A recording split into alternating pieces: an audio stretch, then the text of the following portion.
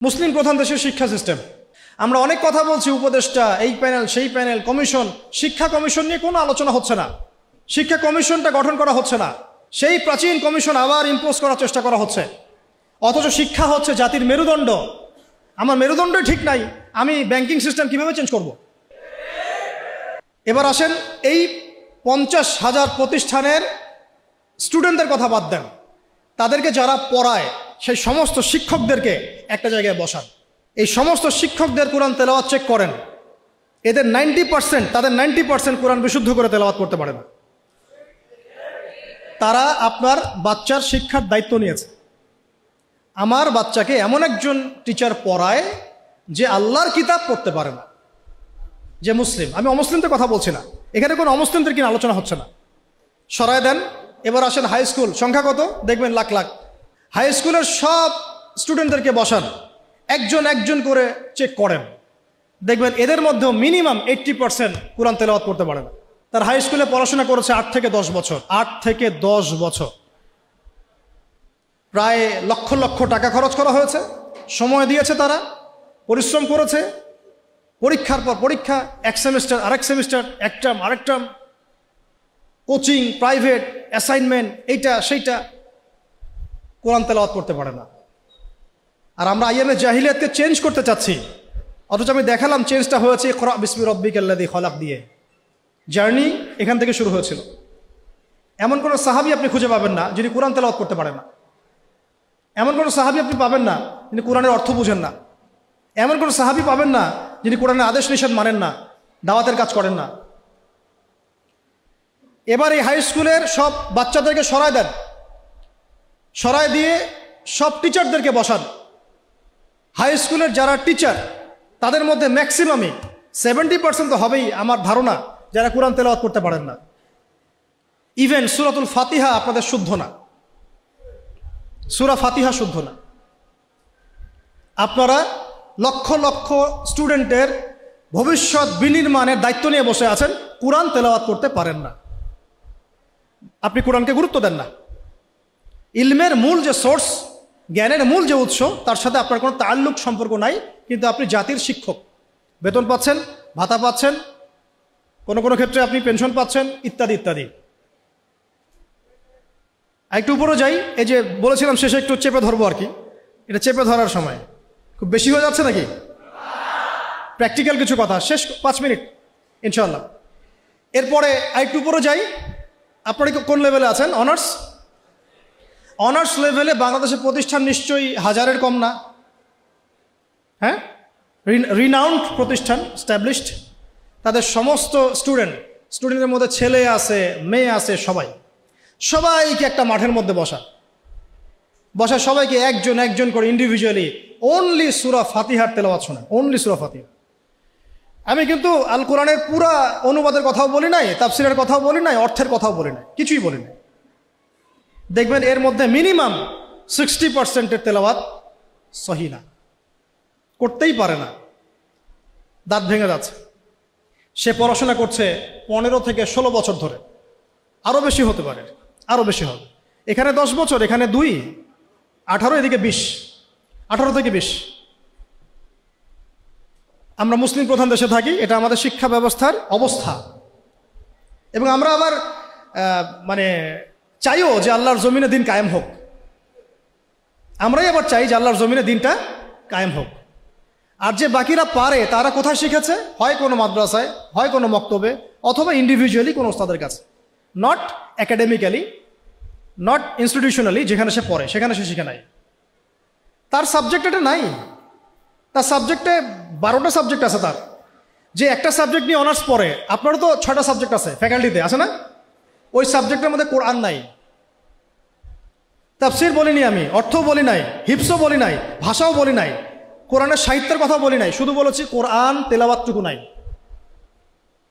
আপনারা কি দাবি করেন যে আপনারা মুসলিম প্রধান দেশে থাকেন? এটা একটা চরম সেকুলার স্টেট, এটা ইসলামিক স্টেট নয়, এটা একটা চরম রকমের সেকুলার স্টেট, যেখানে নামাজ, রোজা, হজ, জাকাত, তসবিহ, তাহলিলের মধ্যে ইসলামকে সম্বন্ধ করা হয়েছে। শিক্ষা, অর্থনীতি, রাজনীতি, সংস্কৃতি, এগুলো থেকে ইসলামকে মাইনাস করে দেওয়া হয়েছে। এটাই জাতির সবচেয়ে বড় দুঃখ, সবচেয়ে বড় দুর্দশা। আল্লাহ পাক আমাদেরকে বোঝার তৌফিক। এবার এই সমস্ত অনার্স পড়ুয়া ভাইদের বোনদের টিচারদেরকে আমরা বসাতে চাই একটা জায়গায়। এটা কল্পনা করছি আর কি, আমরা অঙ্ক করি মনে মনে। বসান, একজন একজন করে আপনি চেক করেন।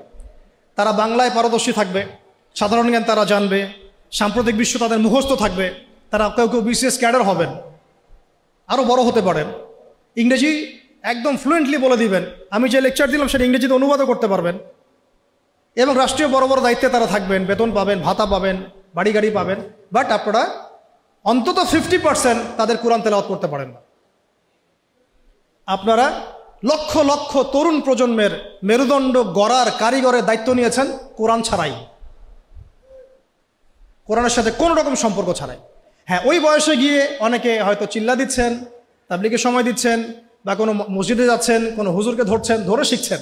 তাদের সংখ্যা 0.111%, 0.0011%, খুবই কম।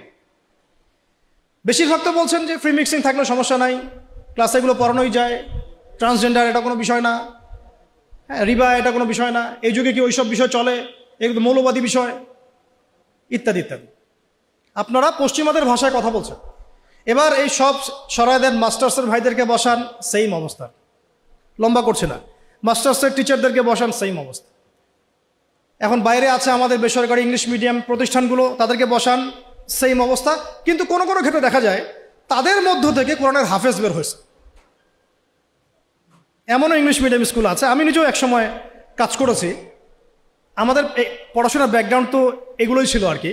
ওখানেও দেখতাম অনেক হাফেজ আছে, হচ্ছে, প্রাতিষ্ঠানিকভাবে হচ্ছে অথবা বেসরকারিভাবে হচ্ছে বা ব্যক্তিগত উদ্যোগে হচ্ছে। তো ইংলিশ মিডিয়াম প্রতিষ্ঠানগুলোকে বসান, সেম সেম অবস্থা দেখবেন।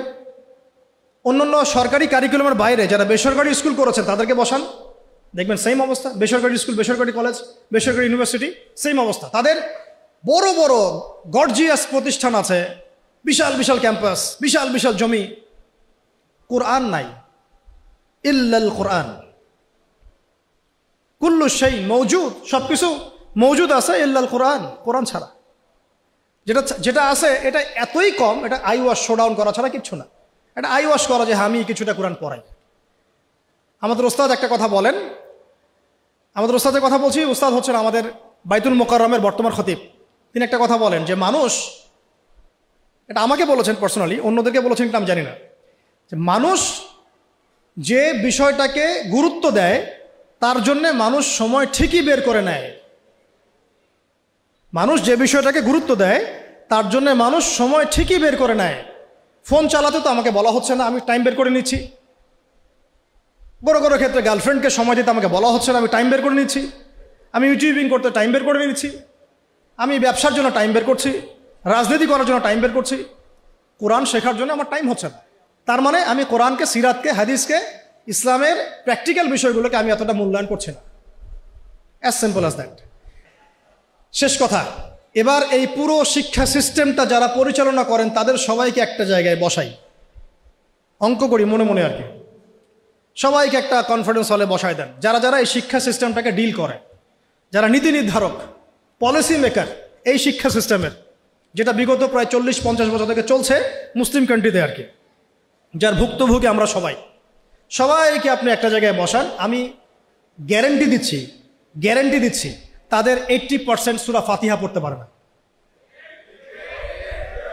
আরও বেশি হইতে পারে, আমি কমায় বলছি। বাকি যারা পারে তারা ব্যক্তিগত উদ্যোগে শিখেছে। এবার আরেকটু উপরে যাই, এই শিক্ষা কমিশনটা যারা নিয়ন্ত্রণ করে এই সমস্ত পার্লামেন্ট সদস্যদেরকে বসান, তারাই তো নিয়ন্ত্রণ করে, তাই তো? 360 জনকে বসান, স্পিকার সাহেব সহ। তাদের মধ্যে কেউ কেউ হয়তো সহিহ বুখারী পড়েছে বলে দাবি করে আর কি। তো যাই হোক, তাদেরকে বসান একটা জায়গায়। এটা আমি বিনয়ের সাথে বলছি, লজ্জার কিছু নাই এবং আঘাত করতে চাচ্ছি না। এটা তাদেরও তো পরকাল আছে না, আল্লাহর সাথে তো তাদেরও সাক্ষাৎ করতে হবে। যদি বলে আমাদেরকে কেউ দাওয়াত দেয় নাই, আমরা সেই জায়গা দিচ্ছি না, আমি দাওয়াত দিয়েছি আপনাকে, আমি আপনাকে দাওয়াত দিয়েছি, এটা আপনার দলিল, হুজ্জাত। এই 360 জনকে বসান, বসিয়ে আপনি তাদের সবার কোরআন তেলাওয়াতটা চেক করেন। আমি আপনাকে গ্যারান্টি দিচ্ছি তাদের 90% বিশুদ্ধ করে কোরআন তেলাওয়াত করতে পারেন। তারা পুরো রাষ্ট্রের শিক্ষা সিস্টেমটাকে নিয়ন্ত্রণ করছেন, পলিসি মেকারদেরও পলিসি মেকার আরও বেশি হবে। তার এই যদি হয় একটা মুসলিম কান্ট্রির অবস্থা, তাহলে আমাদের এই যে লক্ষ লক্ষ না কোটি কোটি ছেলে, কোটি কোটি মেয়ে, হাজার হাজার স্কুল, লক্ষ লক্ষ কলেজ, এই আপনার প্রাইমারি স্কুল, হাই স্কুল, বেসরকারি স্কুল, ইউনিভার্সিটিস, এখানে তো মিনিমাম কোটি কোটি মানুষ পড়াশোনা করছে।